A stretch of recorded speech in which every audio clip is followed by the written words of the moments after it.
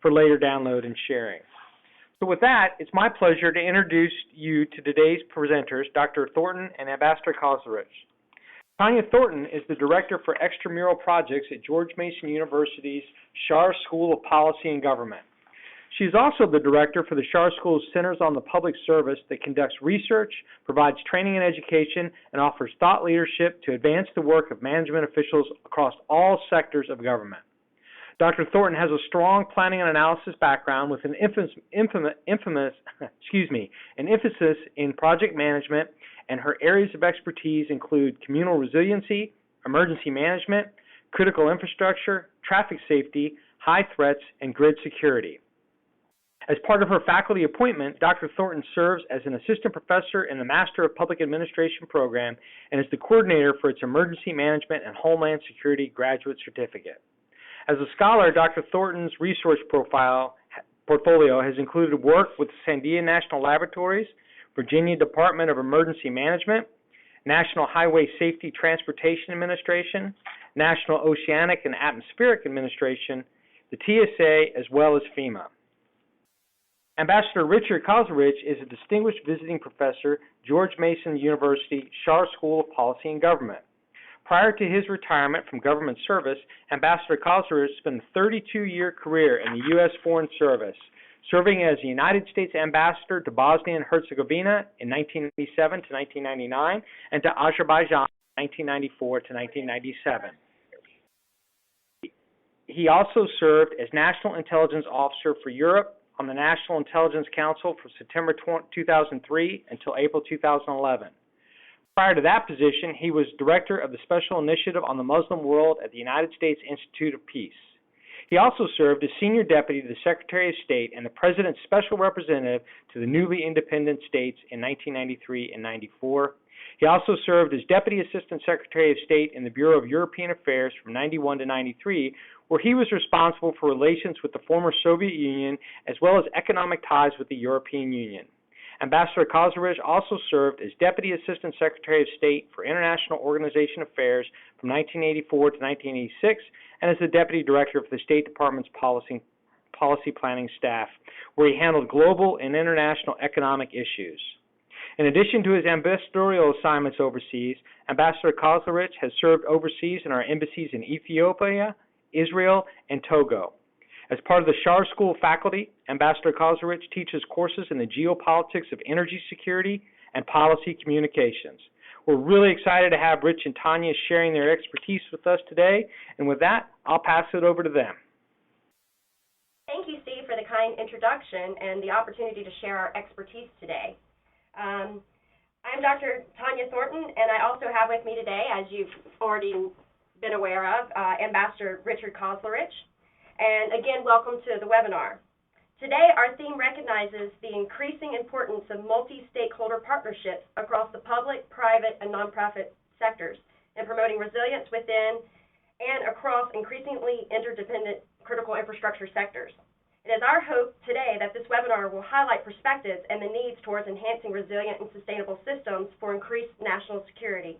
Rich, would you like to say something? Just to say welcome, and I'm looking forward to this. It should be a really interesting day. Great.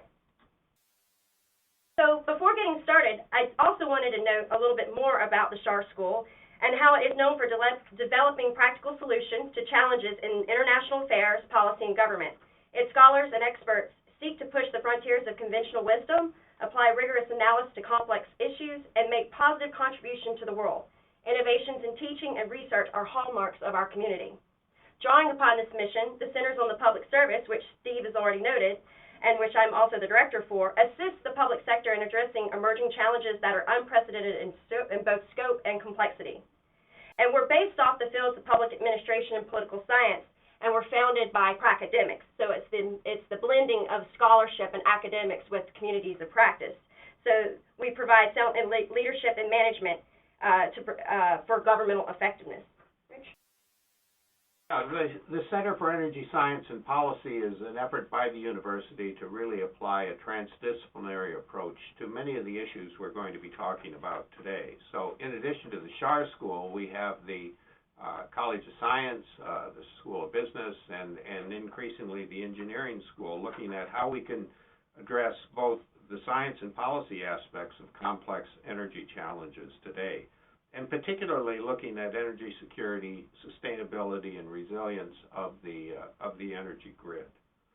So the Center's research and analysis uses a multidisciplinary approach because we know it's important to address the critically significant intersection between energy science and policy. Another center that both Tanya and I are associated with was just created this past fall. It's the Center for Resilient and Sustainable Communities. It's a way of addressing, again, in a transdisciplinary sense, the way communities can cut through locally led, bottom-up resilience and sustainability initiatives. And the real benefit of this is that it applies the technology and the experience of our engineering and science colleagues on cross-cutting approaches that aim at developing effective and replicable models. It builds on work that was already underway by Mason's Community Resilience Lab and its Global Star Tides Knowledge Sharing Network.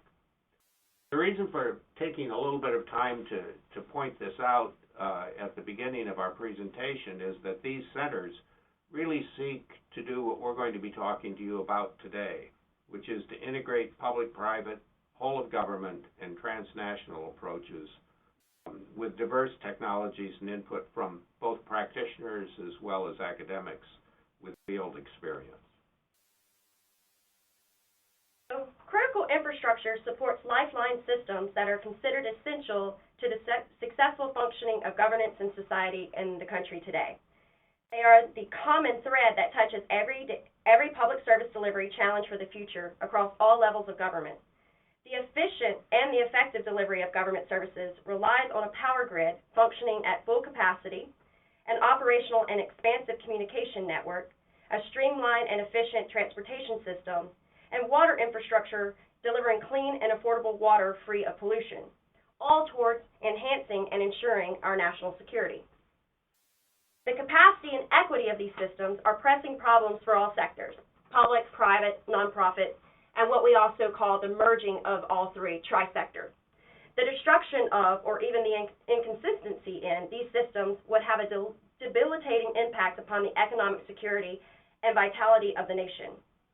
Prioritizing the physical and operational condition of these systems will promote a sense of resiliency and provide the necessities for human development that extend beyond traditional physiological and safety needs. This webinar focuses on the role of what we call the 3 C's: communication, coordination, and collaboration for critical infrastructure resilience. Its theme recognizes the increasing importance of, again, multi-stakeholder partnerships. So, we have an aggressive agenda today. We will kick things off with an introduction on the roles of sector partnerships. This will discuss public-private partnerships for critical infrastructure resilience, as well as the academic policy partnerships. We will then identify what we consider the critical systems, such as water, energy, transportation, and communication, followed with a discussion on the nexus between them. And finally, we will wrap up with a conclusion on community resilience and sustainability, as well as offer some insights on how critical infrastructure is connected to emergency management. We know that systems are vulnerable, not just people. Critical infrastructure is considered the essential to successful functioning of governance and society in the U.S. Many discussions often center on the efficient delivery of those services, as we mentioned earlier.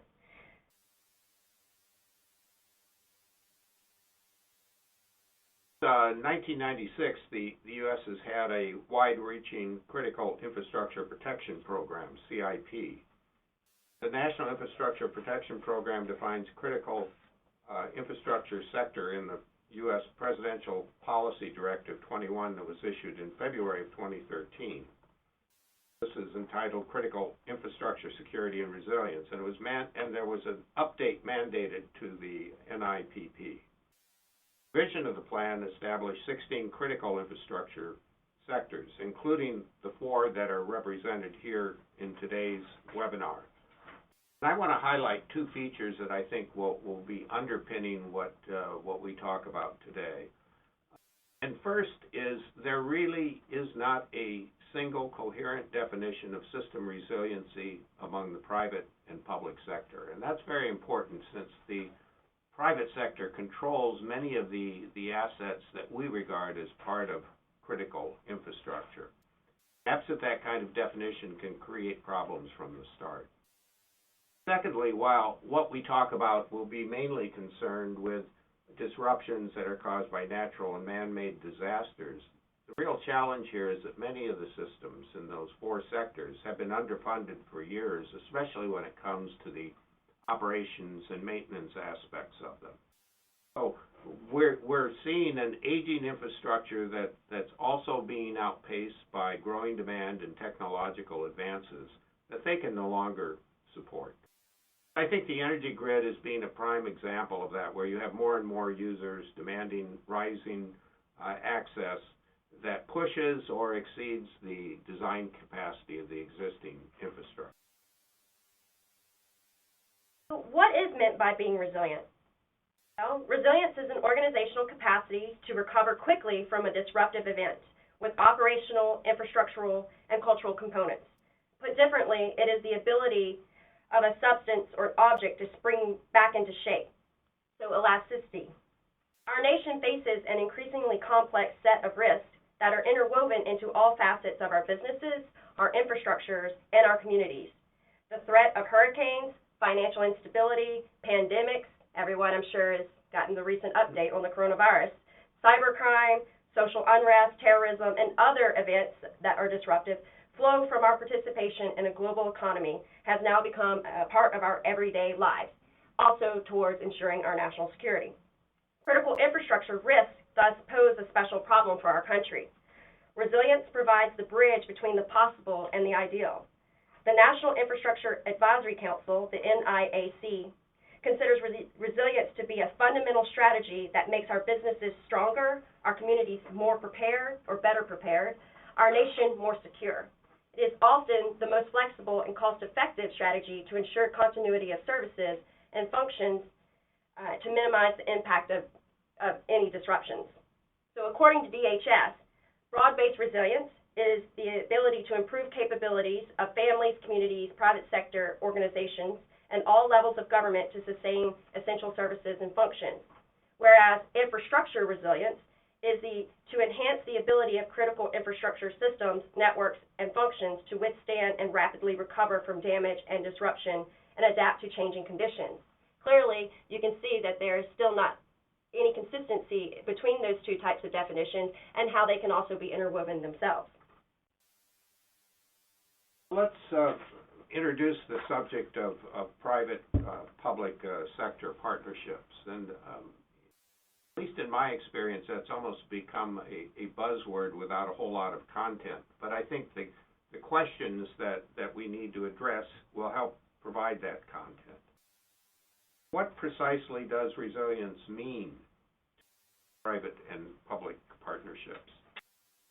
How do public-private partnerships, they're centered on, in a sense, the public ownership of the regulatory function and the private sector ownership of the physical assets. How do they influence more durable approaches to critical infrastructure, especially as we look during today's presentation around the water, energy, transportation, and communication systems? Third, how can public-private partnerships increase interaction between private operators and state and local authorities involved in performance monitoring, as I said earlier, regulation? Add to the mix the federal authorities that are involved in infrastructure resilience issues relating to national security. What are the measurable benefits that flow from government and business leaders gaining insights from public-private partnerships in critical infrastructure protection? I think we have a particular problem here in the DMV region because of the heavy national security infrastructure that's present and placing its own set of demands on these sectors. In addition to these partnerships, there are also key questions that we consider around academic policy partnerships for critical infrastructure resilience. One, much of the focus in resilience relates to public-private partnerships, as I just noted. So where do universities and their research and teaching programs fit in with these partnerships? How can these institutions of higher learning or four-year universities, even junior colleges, work together to develop appropriate resilience training opportunities, especially for local governments? Third, should international relations programs address resilience issues more directly in the context of state and institution building in post-crises, whether that may be from man-made or natural events? And fourth, what is the role of academic and policy partnerships in preparing students and the workforce for future challenges of new technology, blockchain, AI, such things that impact resilience and national security? And again, highlighting the DMV area now with the impact of Amazon HQ2 making its way into the area. So the question becomes, how do you build these public-private partnerships? PP, 3P, P3, however you want to abbreviate the idea. This is really about cooperative arrangements between two or more public and private sector elements. Typically, these are of a long-term nature. They involve a relationship between a unit of government and a business that brings better services or improves a unit of government's capacity to operate effectively. But there's also an important matching that goes on between the needs and the resilience necessary to prioritize actions to ensure continuity of essential functions in the event of a natural or man-made disaster, and ensure that there's an enhanced response and restoration of services to the public as a whole. The important thing about these partnerships is that they don't start from ground zero. They build on existing relationships, priorities that together government and the private sector can apply to planning, to empower expansion both at the local and national level, but leverage incentives to advance both our national security as well as resilience interests. So much of this centers around identifying innovative ways to manage risk, to advance research and development solutions, and an analysis of infrastructure dependencies, interdependencies, and cascading effects. Partnerships will permit both the private sector and the public sector to identify priorities and, most important, constraints that are essential for ensuring the continued operation of critical infrastructure, and, as I said, consider the associated dependencies. What we're talking about here are effective partnerships that reflect multi-year priorities that are accomplished through shared information. Our friends in the private sector, sharing information can be a problem, and we must ensure that we have systems in place that avoid the downside risks of proprietary information getting into the wrong hands. The other aspect of this is perhaps a bit more short-term, because partnerships can provide guidance for emergency plans and leverage these trusted relationships that are developed in addressing the longer-term situation to deal with the immediate crisis at hand. So expanded networks can provide a joint set of regional preparedness activities that can demonstrate the integrated application of critical infrastructure, risk management, and planning. And this can also be done, particularly importantly, for universities by shared training and education programs. So moving forward on these kind of partnerships suggests two areas that may be of interest. One is expanding the role of fusion centers to include non-government actors, and it also could increasingly involve drawing on the experience from around the world, where countries are facing many of the same problems we're talking about today. So, in expanding these partnerships with the use of academies, the current major role for universities in this space has been reduced to updating curricula through information and communication technologies, as well as incentivizing cybersecurity investments. I get it, working with universities provides a different set of constraints, similar to working with a mini-state bureaucracy, but still there is some room for the academies to play a significant role in this area. One area that they have also been instrumental in is coordination among international actors, holding different interpretations and ambitions of engagements with host country, civil society, and other non-state actors. So post-conflict resolution, state building, those sorts of things. Academic institutions, however, can also enhance modeling capabilities in many ways. Often, they are able to address analytic and policy capability gaps that help adapt to a changing environment. They also develop collaborative exercises and promoting new methods of thinking, design exercises to reflect lessons learned and test corrective actions from previous exercises, address both physical and cyber threats and vulnerabilities. So it's not just about the stem, it's also about the flower. So soft skills, hard skills. They also evaluate the transition from steady state to incident response and recovery efforts, and share lessons learned and corrective actions from exercises and incidents and rapidly incorporate them into technical assistance, as well as training and education programs to improve future security and resilience efforts.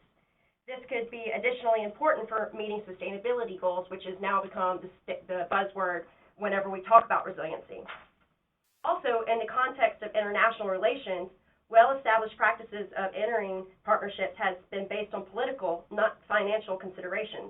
Therefore, a platform for dialogue and cooperation rather than confrontation will matter more, especially today and even more so in the future. And universities have played a significant role in that as well.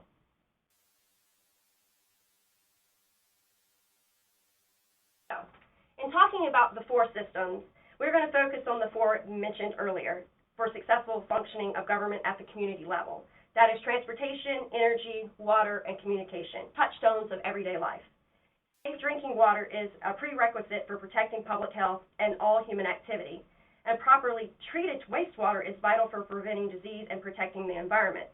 Ensuring continuity of drinking water and wastewater treatment and service is essential to modern life and the nation's economy.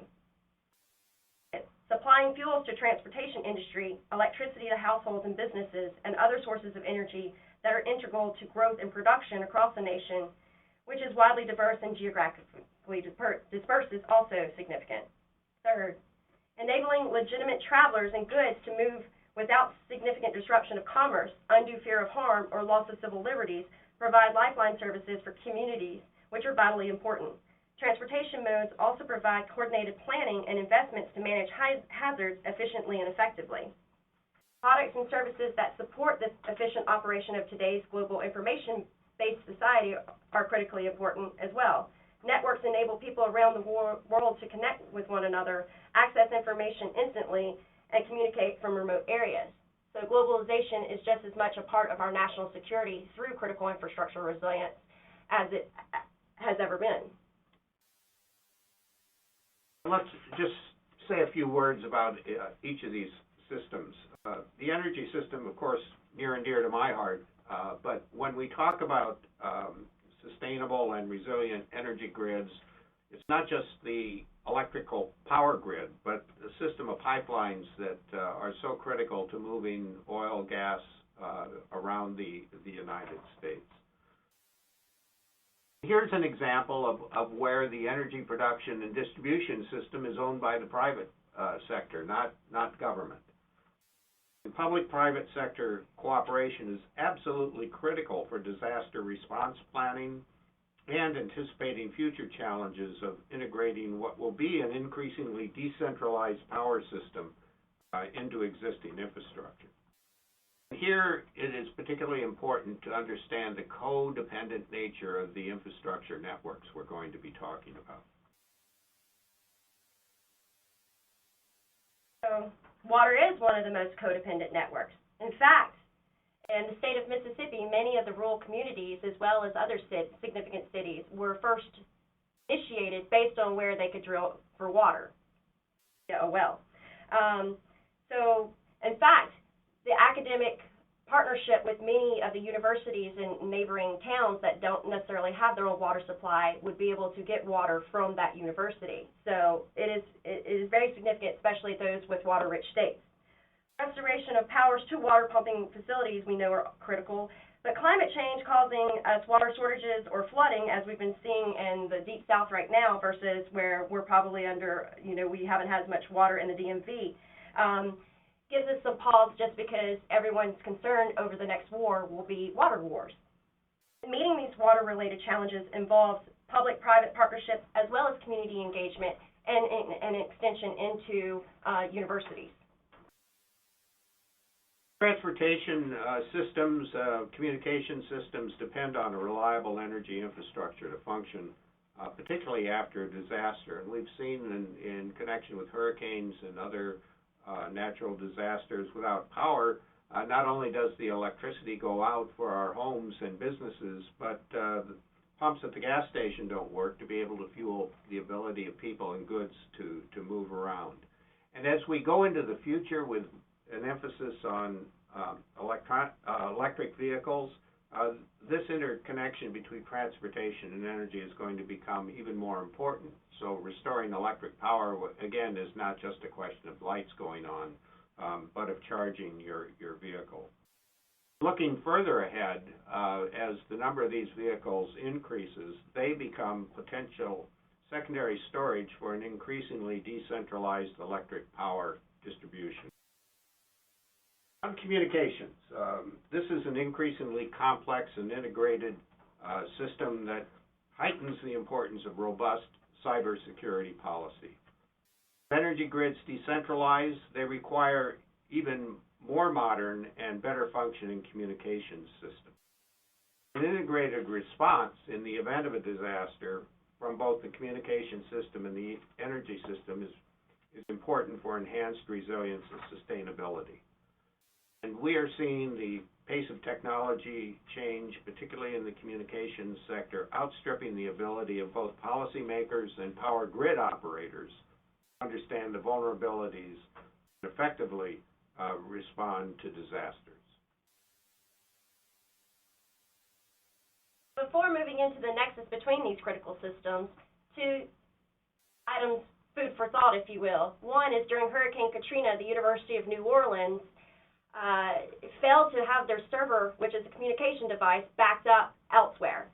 The assistant provost had to get back in with special permission by the National Guard in order to get into the 6th floor to retrieve the database, the server, with all of the academic credentials of every student. If he had not been successful or that server had been damaged, and don't forget, it's not just about wind or water, also about energy, especially during the dead heat of the late August period in southern Louisiana, what kind of damage would that have caused? Another thought is the most recent hurricane to hit the Virginia Beach area a few years ago, I think it was 4 years ago this September. What people didn't realize along the hotels on the coastline is that there's not a lot of gravity in order to pump up water, so you relied on the electrical system, so when the electricity went out, so did the water. So we're seeing the interconnectedness of these major four systems more so with disasters. Continuity planning is therefore key given the financial and political risk to critical infrastructure resilience, especially in the case should a punctuating or a focusing event such as a disaster occur. Emergency preparedness, business continuity, crisis response, emergency management, all these catchwords and related terms are often discussed as if they are synonyms and all refer to the process of responding to and mitigating a crisis. In reality, they are very different functions. Continuity of operations is the initiative that ensures that the federal government, departments, and agencies are able to continue operation of their essential functions under a broader range of circumstances, including all hazard emergencies. We also know that today's threat environment makes the continuity of planning even more critical, particularly with respect to critical infrastructure. We know that risks to disasters are increasing. Population growth alongside economic development and urban expansion will inherently result in an increase in places and systems prone to disasters. The national community faces a series of threats each year that cause hundreds of deaths and cost billions of dollars in disaster aid, disruption of commerce, and the destruction of homes and critical infrastructure. It is therefore the essential role of government to manage these events of significance and mitigate any associated consequences. Let's talk a little bit about my favorite topic, disasters. In framing disasters today, It is important to understand that they are socially constructed phenomenon. A hazard, as we know, is a source of danger that poses a threat to life, health, property, or environment, whereas disaster is a deadly, destructive, and disruptive event that occurs when a hazard interacts with human vulnerability. If you don't have humans and systems and their critical infrastructure, you don't necessarily have a disaster. You just have maybe a natural phenomenon. It's important to distinguish between natural and man-made hazards because natural hazards are rooted in the natural environment, are considered acts of God, are thought to not be preventable, and are associated with this perceived lack of control. Because if God's in control, you are no longer, you've never been in control. This differs from that of man-made hazards, which are obviously caused by humans, may be the result of human intent, negligence, error, system failure. They are often not predicted, but thought to be preventable. They are identifiable parties to be held accountable and are associated with a perceived loss of control. Now, moving into today's world and beyond natural and man-made hazards, we are now experiencing what is the high threat paradigm. But what is a high threat? Well, we know today's threats in this respect are no longer normal and static. We have assailants that are engaging in entrepreneurial-like activities, at times with support of technology and the use of critical infrastructure in other ways. These activities are atypical emergencies and complex attacks such as active shooters, riot violence, marauding, yes, it's a real thing, fire as a weapon. But these activities are not what we would generally consider terrorist attacks, which falls under Homeland Security, not necessarily emergency management given the civil defense component. Complex attacks differ from coordinated attacks due to the lack of any prior preparation. Additionally, the key difference between complex and coordinated is that a coordinated attack requires the indication of insurgent long-term planning. And now, those of us who especially work with local governments or in the world of emergency management or critical infrastructure resilience and sustainability are starting to see this also play a role in these increase of risk. And also, it's important to note the high threats because unlike in the 9/11 Commission report, which claimed that our intelligence community in part failed us due to them having a lack of an imagination along with information sharing, it is now a matter of lack of adaptability that is preventing most attacks in fast-changing environments.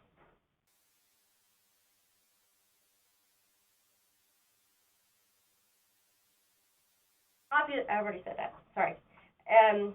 Emergency management is the discipline of avoiding risk to hazards and dealing with both natural and man-made disasters. It's important to note that this is a fairly new field, not only an academic field, but a community of practice. It began in the mid-1980s. Its roots are in public administration, public policy. We also know that it's a process orientation of developing policies and programs, and a pendulum of activities or a cycle-based framework of mitigation, preparation, response, and recovery. As I mentioned earlier, they are socially constructed phenomenon, and we know that the impact is increasingly felt in the artificial world, the critical infrastructure world, the world in which we are building. That is, the densely interconnected web of social as well as political environments that comprise human society. Additionally, examining this connection between social capital and political trust is paramount, given that political trust can easily be fractured and social capital can be especially vulnerable. More broadly conceived, social capital and political trust are important because they affect the willingness of individuals, citizens, to support the government as well as the public policies, especially those that demand some form of sacrifice. This requires a belief in the fairness of the game as well as a belief that the group has some common interest in a shared future. And now our shared future is dependent upon critical infrastructure resilience. Additionally, there are specific events that cause added strain to our systems and potentially fracture this cohesion and resilience, which make certain time periods for examining levels of social capital and political trust more relevant. But we have added complexity. First, hazards are not mutually exclusive. You can have a complex or compound hazard. You can have a cascading event. We know that there are multiple triggers. We know that a natural disaster may produce a second natural disaster, which then in turn produces a man-made disaster. Third, human vulnerability tends to complicate things, especially exacerbate such impacts. Based on geographic location and where certain disasters are prone to more so than others, We know that demographic factors also play a role in added vulnerability and complexity. Growing population, as previously mentioned. Persistent poverty, especially pockets of poverty. Drawn urbanization, everyone wants to live near a coastline. Increased diversity and the demand in which we communicate with individuals in terms of being prepared and resilient. Enhanced globalization, further industrialization, improper land use, and inadequate construction and zoning. We also have weak emergency management. Again, it's still a relatively new field. And we also have, what I dare to say, an expanding sense of entitlement. For example, in my dissertation, 75% of those impacted by both Hurricane Katrina and the Deepwater Horizon oil spill along the northern Gulf Coast, so counties stretching from Texas all the way around to Florida, just the northern Gulf Coast ones, found that they expected the federal government to take care of their victims and their families following events of significance, so disasters, but aren't willing to pay for it, which is kind of shocking. Tanya, can I just Sure. jump in here and add one point? I think, thinking as you mentioned earlier about the ongoing concern with the growing pandemic is a great example of the complexity of this, because that is being overlaid in certain countries and potentially in the United States on an inadequate disaster response structure. So it's a good illustration of what you were saying.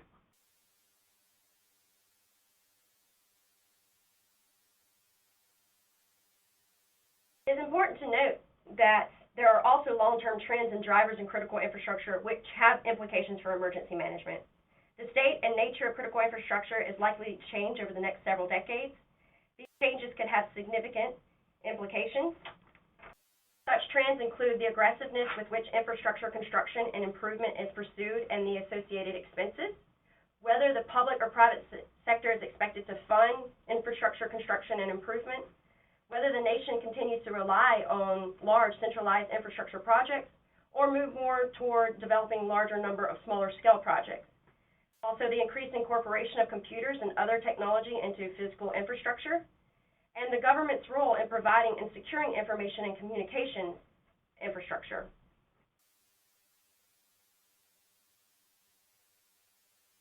So, emergency managers will be greatly affected in how the nation approaches those items. On one hand, aging infrastructure may become less reliable and impede response and recovery operations. We saw that with the bridge collapse in Lewis. We also saw the devastation of the early 80s when the flight left Reagan National Airport and went into the water. Whose domain was it? Was it DC's? Was it Virginia's responsibility? Was it Maryland? Technically, Maryland owns the river. Also, degrading transportation infrastructure would hinder the movement of material and personnel to disasters. Degrading water infrastructure would make firefighting more difficult, and degraded healthcare infrastructure would make it more difficult to treat disaster survivors. Failing infrastructure could also become a hazard in its own right. I already mentioned the I-35 bridge collapse. I think that was in Minnesota, not Missouri. We also have to worry about the potential collapse of structurally deficient dams. The construction of a dam encourages development in areas at risk of flooding, and if the dam were to break, which actually increases the number of people are at risk over time. We're starting to see this with smaller lake dams in higher flood regions throughout the South right now. On the other hand, emergency managers may use significant investments in infrastructure as an opportunity to enhance their community resiliency. Currently, emergency managers are not always active participants in the discussions around infrastructure construction or the planning part. If they participate in these discussions, they often could offer insights into how communities or regions' infrastructure investments as a system are integrated with consideration to making the area more resilient. They could also offer advice in other areas such as building codes, risk assessments, consequence mitigation, and land use. Case in point, the lack of land use and zoning throughout Hurricane Harvey in Houston.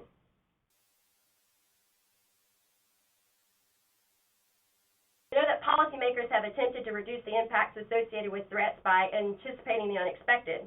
However, it is easy to underanalyze the complexity of risk. First, disasters occur within narrow settings and a limited geographical scope. Second, traditional crisis management models have typically focused on post-crisis response and recovery lessons learned from terrorist attacks. policymakers are often unequipped to handle many of the economic, health, and environmental elements of attacks or disasters, as well as incapable of fully seizing many of its social and political attributes. Not technicians or don't have the technical expertise in this realm.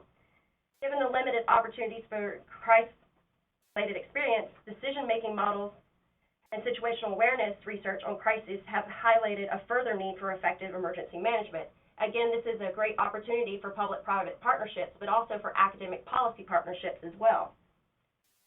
Understanding the meaning, causality, severity, and incidence of these threats, both implied and actual, is essential to critical infrastructure problem-solving process. Therefore, social scientists and engineers are becoming force multipliers and addressing the intersection of potential crises by examining the divide between government, business, and the citizenry towards instilling a stronger sense of not only community, which I say this on purpose, community, geographic-based, but also communal, place-based resiliency and sustainability.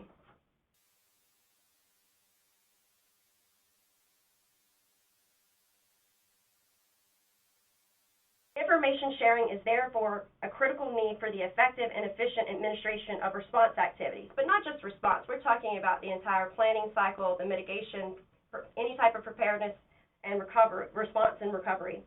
Increased communication and enhanced cooperation in times of disasters, as well as the threat as well as high threats, should therefore be recognized and important as a relevant means to ideological bridge building that aims to strengthen social cohesion and political confidence. Therefore, an innovative framework for resiliency and sustainability should be developed by connecting homeland security, public safety, and emergency management so that we can better address critical needs in the critical infrastructure realm. So, your thought. We know that challenges do remain with respect to resiliency and sustainability. We're still trying to get a handle on what those two terms and concepts mean in a number of areas. This is not only the case for critical infrastructure, but also critical infrastructure is needed for our effective functioning. So with respect to connection of emergency management still maintains a crisis reactive approach. We have a hazard zone attraction. There also remains a fragmented systems perspective between the major units working in critical infrastructure. This innovative framework for national security, resiliency, and sustainability should be developed, connecting these three areas through the utilization of our 3 Cs. That is, increasing communication among networks in an effort to enhance coordination and interrelated activities so that meaningful collaboration, partnerships can occur amongst those working towards national security to make our critical infrastructure systems more resilient and sustainable.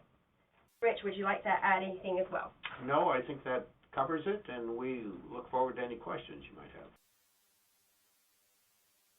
So if anyone has any questions, as we've been talking about at the beginning and the chat window to the right, go ahead and drop your question in. Rich and Tanya, I had a question. I found it interesting that the Tanya, the assertion on one of the last couple of slides, talk about the policymakers still being ill-equipped to handle many of the elements. So if you had the great task of being an emergency manager, and you came in and you went into your emergency operations center and you realized that there wasn't standing operational plans and that sort of thing, where would you begin in order to kind of bring the community together? Who would you invite? What would your primary topics be? If you just had to get after a couple things, what do you think they'd be? That's a great question.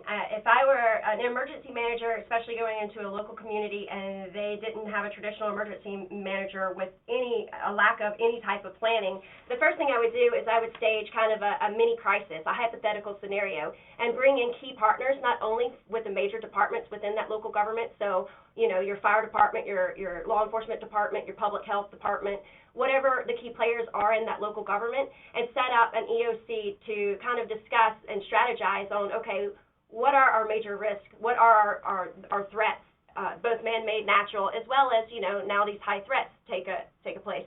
I'd also look to, the federal government for any type of templates that we could start by developing our own emergency operations plan.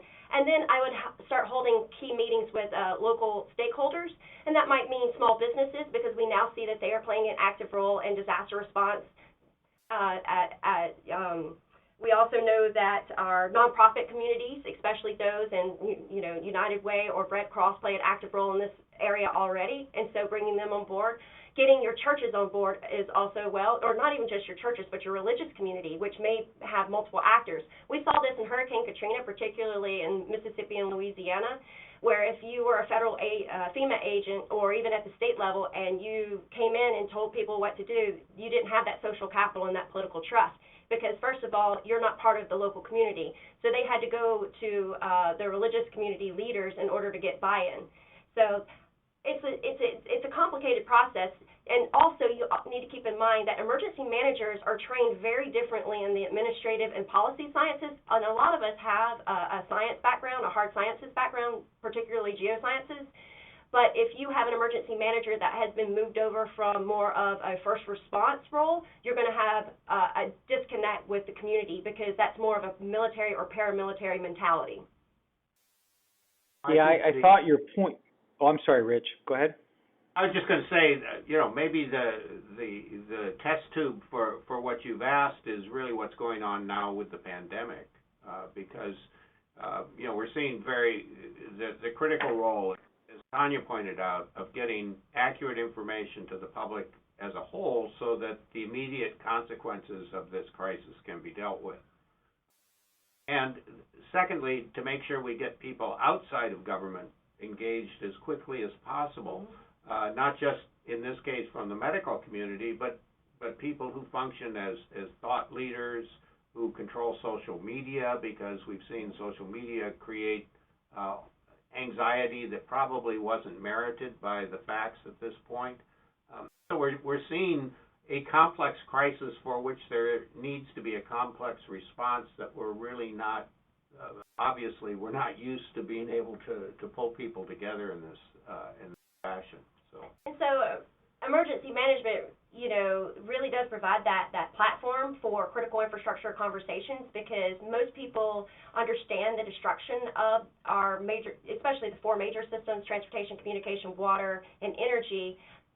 The first thing you do is you go fill your car up with gasoline as soon as there's some type of event of significance, and so then everyone takes all the water off the shelves, and then it snowballs from there. So by utilizing, those that are trained in that area, it could truly get the community to better understand where our resilience and sustainability needs are. The real issue here is failure to a lack of confidence in government.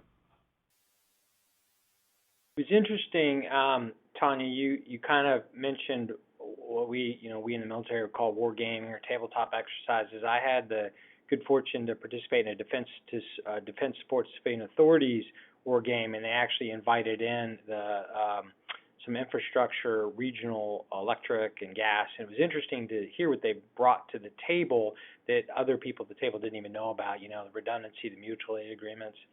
And while you were talking, we had a question pop in that relates to that, specifically, do you all suggest any changes to the roles of the DoD, again, largely pointed at the National Guard, in disaster prep and response, that the classic DoD DSCA, Defense Support to Civilian Authorities mission. Do you all have any thoughts on that? I know I do, as a former commander of the Kim Bioincident Response Force. I felt like the real challenge was trying to teach the local communities how to get federal support, military support. Right. I'll turn it over to you all. I understand that, and that's a valid question. I mean, the one interesting aspect about the National Guard is that many of them are your local and community leaders, and so if you are dispatched in an area in which you're already suffering a disaster, you have that connection, you have that place-based understanding, because we know that place has meaning, and it means something to everyone, and that's why I distinguish the difference between geographic place, community, which has jurisdictional boundaries, and then the communal, which also expands beyond your jurisdictional boundary, because, we have these regions around the country where it's not just located in one single county or one little town, so more of the communal. I will also say that, the National National Guard would really like to take a second look about how they're handling their emergency management functionality. The Coast Guard has done a really good job in terms of getting a lot of their members educated in formal emergency management programs in which we touch on the social construction aspects of disasters, particularly natural ones, but also, we're now moving more into the man-made and the high threat. And so even in my field, most of my colleagues only specialize in like one particular area, whereas I specialize in communal resiliency. So I'm looking at it from that, how do you connect with those communities in order for your community to bounce back after that significant event punctuates, and tears their life apart. I think also there has to be an expectations management issue here with what DoD, U.S. military can do, should do, and are equipped to do. I think we expect too much in some senses about what the military can do in situations like this. And it's, goes back, Steve, you mentioned too, the idea of planning in advance, getting the actors together, the military, the local police and emergency response people, the community as a whole, the voluntary organizations like the Red Cross, all of them have a role to play, and they have to play it together. Our military resources are, as you know, stretched worldwide, and we just have to make sure that we're not setting people up for expecting more than can actually be delivered by a single element, and seeing this as an important community-wide response of civilian and military actors. Yeah, I think overwhelmingly the practice before game day is what I hear you all saying. Yeah. I the think private pretty.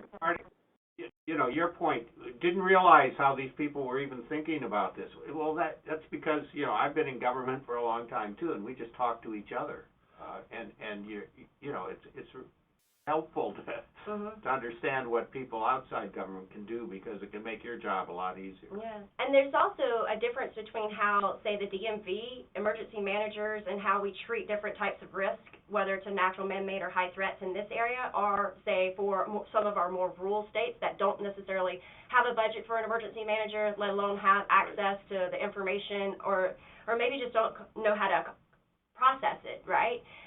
Because, again, it's a fairly new field, and we're just now getting into the art of a healthy practice. And so this is a very unique region in which does amplify my knowledge quite a bit in the area, but coming from Mississippi, where there's a lack of knowledge, and then having experienced several different types of disasters, tornadoes, Hurricane Katrina, Deepwater Horizon oil spill, and for those of you on the phone, the first modern-day active shooter did not occur at Columbine High School. It was Pearl High School, Mississippi. Look it up.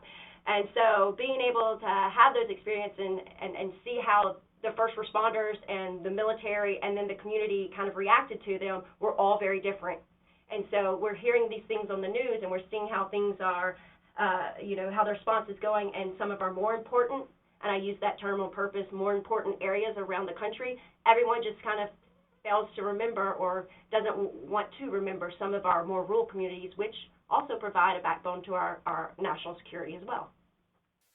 One thing, too, to add this is international experience. I think now would be the time to bring a bunch of Australians over here and share their experience in responding to the wildfires and how that might be applicable, not only in California, but to disaster response generally. Well, emergency management did kind of originate out of Australia, FYI. Interesting. And also, emergency management in Cameroon refers to wildfires and snake bites.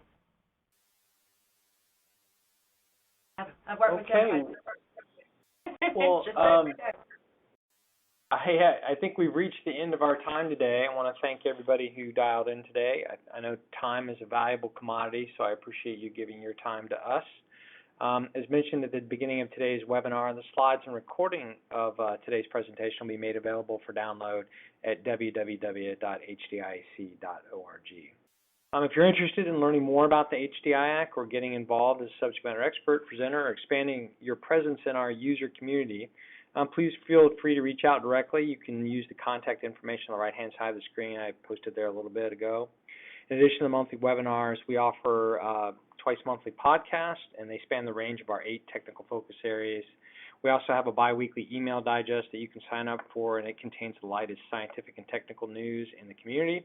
And then we have a online technical inquiry service available to government where we can tap into Rich and Tanya's expertise to answer technical inquiries taking up to about 4 hours. Finally, if you're an active member of the Homeland Defense community or are interested in joining our subject matter expert community, please reach out directly. You can find the link on the right-hand side, as our SMEs contribute in a variety of ways. So thanks much. I appreciate your time today. Join us for our next webinar on 5 March, where Dr. Tom Webster from Northeastern University will talk about implantable nanosensors. Tanya, Rich, thank you very much. Thank you so much.